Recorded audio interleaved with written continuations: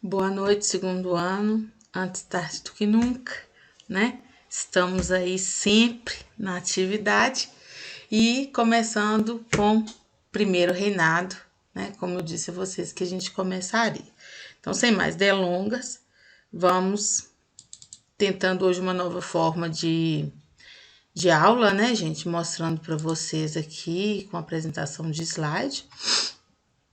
Por isso que eu demorei, a gente estava fazendo os testes, vários testes, N testes, tudo bem? Então, vamos começar falando um pouquinho hoje sobre como que se deu o processo de independência do Brasil, tá? Lembrando, gente, que o Brasil, todo o processo político brasileiro, ele teve essa característica de não romper, né? É interessante esse fato, porque quando a gente pensa nesse termo, independência, né? O que vem aí subentendido? Pelo menos ao meu ver, né? Vem subentendido aí liberdade.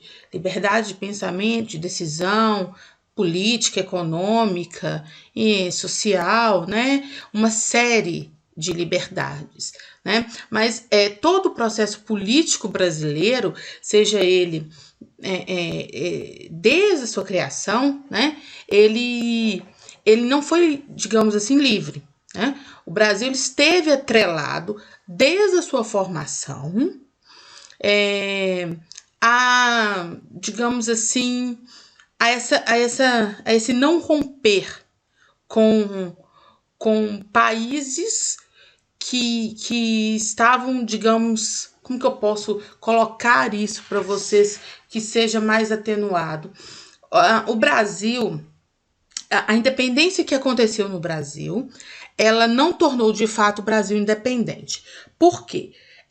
Dom João VI, que, né, estava até então, né, no Brasil, ele volta para Portugal, deixa Dom Pedro como regente, e Dom Pedro, instigado por vários colaboradores, por pessoas muito próximas a ele, rompe com o parlamento em Lisboa, com as cortes em Lisboa, né? Que Portugal passava por um processo político muito sério naquele momento, que veio digamos assim, na alçada da Revolução Francesa. Porque quando a Revolução Francesa acabou, Napoleão Bonaparte assume o poder. E tudo o que aconteceu após isso vai degringolar com a invasão de Portugal. Por quê? Napoleão Bonaparte ele decreta o chamado bloqueio continental, com o desejo e a ânsia, né, de invadir e conquistar a Inglaterra. Portugal, a família real portuguesa era muito dependente da Inglaterra e estava ali entre, digamos assim, a faca e a guilhotina, porque não podia enfrentar Napoleão, mas também não podia romper comercialmente com o seu principal parceiro comercial. Então, o que o rei faz? Ele abandona seu povo, os mais pobres, e foge com a família real para o Brasil. Isso em 1808. Que é quando a família real chega ao Brasil. O Brasil, de colônia, ele ascende a categoria de reino, digamos assim. Então, isso nos leva ao segundo ponto aqui. Essa ruptura com Portugal, ela não foi traumática. Não houve, num primeiro momento, luta, não houve batalha, não houve derramamento de sangue.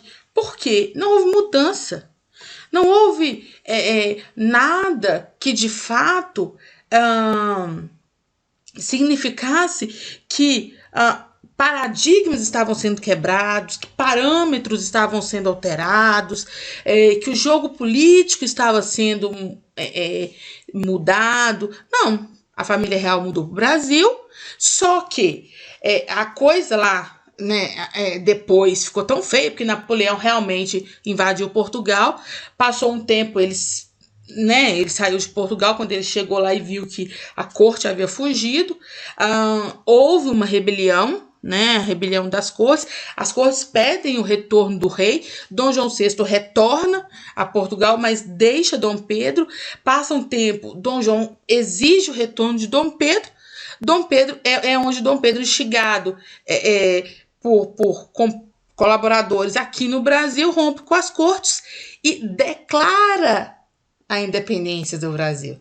Mas uma independência que não é de fato, é mais uma independência política no papel do que uma independência política de fato, porque durante todo esse processo não houve uma ruptura que fosse traumática ou que significasse de fato uma alteração de paradigma, tá?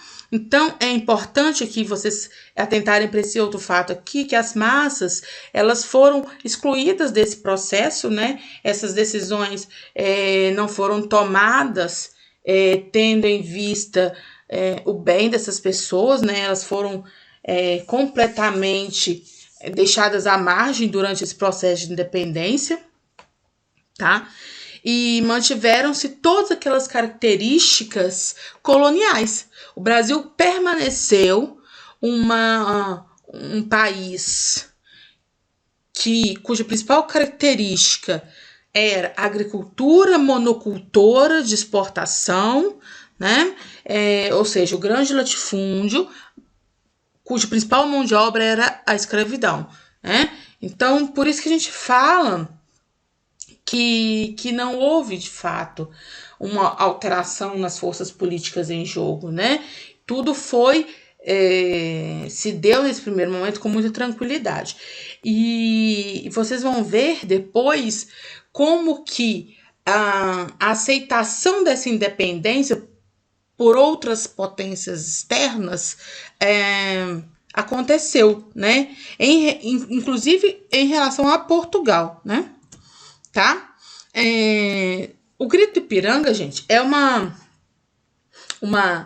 quadro muito famoso, tá? Eu trouxe aqui para vocês dois momentos desse quadro para vocês atentarem para o fato que, primeiro, Dom Pedro I, ele não estava às margens do Ipiranga, né? Assim, de fato, ele não estava num cavalo, ele estava num burrico, porque quem conhece as serras ali, aquela região de São Paulo, sabe? São Paulo, ele estava num momento, numa região muito montanhosa, né? Muito acidentada. Ele estava montado num animal próprio para carregar peso, ele não estava vestido de uniforme, estava com a roupa completamente suja, estava cercado dos seus principais conselheiros, né? Então não foi nem de longe um momento glorioso, mas sim um momento de completa indecisão por parte do príncipe regente, né? Então, assim, todo esse quadro que a gente tem hoje, que chega, né, para nós como pomposo, que traz esse momento de independência como pomposo, na verdade não, foi um momento de completa atabalhoamento e de nada teve de pompa e circunstância, não, tá? Então, olha, as lutas pela independência aconteceram, sim, né? Nós tivemos muitos conflitos, principalmente conflitos locais, que se deram por conta do domínio político-militar dos portugueses em regiões mais distantes do Rio de Janeiro, igual eu coloquei aqui para vocês, tá? Nós tivemos conflitos entre colonos, né? Nacionais, pessoas que já estavam aqui, e portugueses, né, que vieram junto com a corte para cá, né? Durante esse contexto das lutas pela independência, teve uma participação muito marcante de mercenários contratados, chamados Cochrane, né? E essas pessoas, esses mercenários, e inclusive esses portugueses que resistiram, eles não foram punidos. Olha para vocês verem o nível do não rompimento completo com Portugal que aconteceu, né? Porque existiu uma resistência, né? Porque ainda havia um domínio político-militar de portugueses, né? Existiam áreas comerciais dominadas principalmente por comerciantes vindos de Lisboa. Então, esses conflitos locais foram muito marcantes, inclusive com a participação de mercenários. Mas esses lusitanos, esses portugueses, eles sequer foram punidos, tá? Então, olha só, como que se deu, em questão de cronologia, o reconhecimento externo desse Brasil independente, né? A independência do Brasil, que se comemora, né? Se deu a 7 de setembro de 1822. Em 1824, o primeiro a reconhecer a independência do Brasil foi os Estados Unidos, dentro daquela lógica da doutrina Monroe. E é interessante a gente notar que o que foi a doutrina Monroe, né? Ela vinha naquela lógica da América para os americanos. Só que aí havia uma lógica perversa, subentendida, de dominação. O Brasil saía da alçada de dominação portuguesa e, ao reconhecer a independência brasileira, os Estados Unidos abriam uma brecha para que eles próprios dominassem o comércio e todo o território brasileiro, tá? Logo após Portugal, esse país, né, ele reconhece a independência do Brasil, fazendo várias exigências, vocês vão ver depois. A Argentina também, a Inglaterra em 1826, né? Claro que a Inglaterra também reconhece a independência brasileira mediante uma redução no imposto de importação, tá, gente? Importar e exportar. Ou seja, no caso, a Inglaterra pagaria uma taxa reduzida para que seus produtos entrassem no país. Lembrando que a Inglaterra passava por uma revolução industrial, tá? A abolição do tráfico negreiro também foi uma das medidas que solicitadas pela Inglaterra aqui. E a outros países foram dados os mesmos direitos que os ingleses, tá bom? Tem um videozinho aqui, antes da gente passar, que eu vou finalizar. Depois a gente entra mais no próximo momento, tá? Falando entrando mesmo na questão política do primeiro reinado. Eu vou finalizar com esse videozinho, com algumas características sobre Dom Pedro I, o primeiro imperador do Brasil. Nunca houve um governante tão brasileiro, tão autenticamente nacional como ele. Você já sabe quem é, mas vai saber com mais detalhes agora nesse episódio do Não Vai Cair no Enem. Tem príncipe que é beijado e vira sapo. Tem príncipe que beija e vira imperador.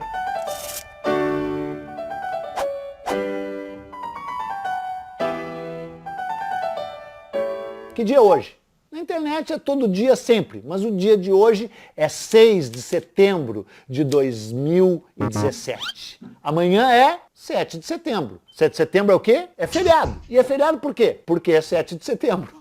Essa foi uma resposta que um aluno uma vez deu. Mas 7 de setembro, até você sabe que é o dia da independência do Brasil. E quem proclamou a independência do Brasil? Ele, claro, Dom Pedro I. Cara, eu adoro Dom Pedro I. Claro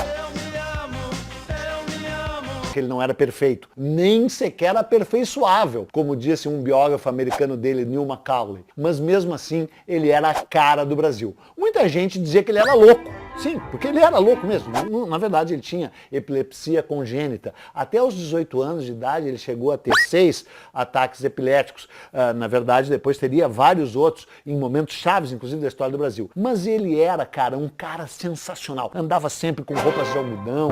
Foi criado que nem um moço de estrebaria. Claro que tem um lado ruim, mas claro que tem um lado bom, né? Se desvencilhou daquele peso da corte que queriam jogar sobre ele. E virou um príncipe autenticamente brasileiro. Era um super cavaleiro também. Ele caiu 36 vezes do cavalo. É verdade, 36. O que, inclusive, acelerou os processos de epilepsia dele, alguns acham. É o homem que teve mais mulheres na história da humanidade. Não sei se na história da humanidade, nem na da história do Brasil, mas teve incontáveis amantes. Não sei se isso é bom ou se isso é ruim, eu sei que é um fato que torna o Dom Pedro I uma figura que deixou todos que o conheceram intrigados, porque ele era meio bipolar, né? Às vezes ele era o cara mais generoso, mais gentil, mais simpático do mundo, outras vezes era irascível, tinha ataques de fúria. O bom é que os ataques de fúria dele duravam no máximo 3 minutos e os ataques de bom humor dele duravam 2 meses. Ou seja, era bom conhecê-lo de bom humor. Na verdade, ele era bem-humorado a maior parte do tempo mesmo. Ele nasceu no dia 12 de outubro de 1798, portanto é um libriano. E ele nasceu numa sala do Palácio de Queluz, em Lisboa, decorada com motivos do Dom Quixote.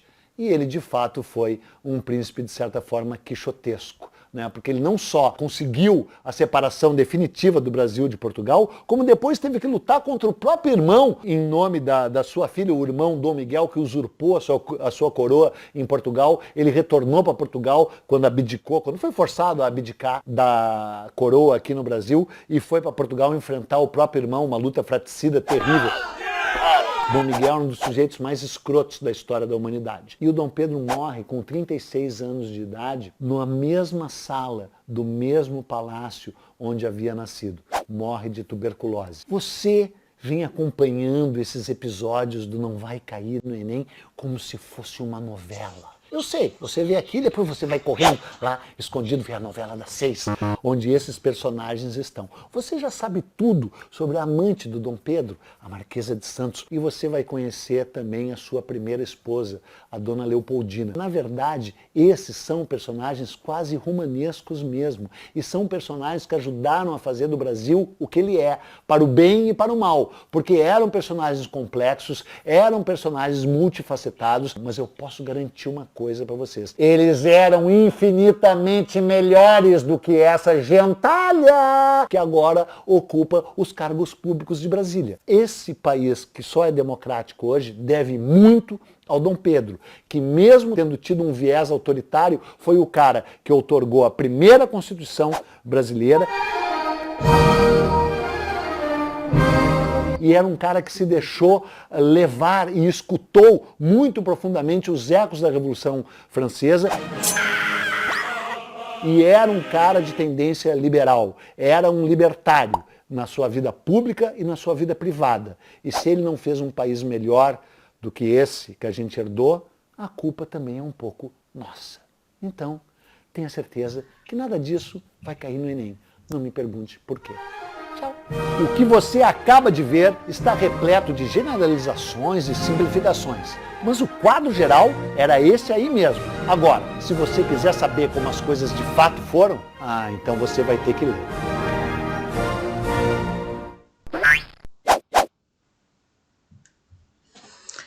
Gente, então, tá bom? A gente por aqui deu. Próxima aula, a gente vem então com a Constituição outorgada por esse que apareceu no videozinho que o Eduardo apresentou pra gente, tá? Dom Pedro I.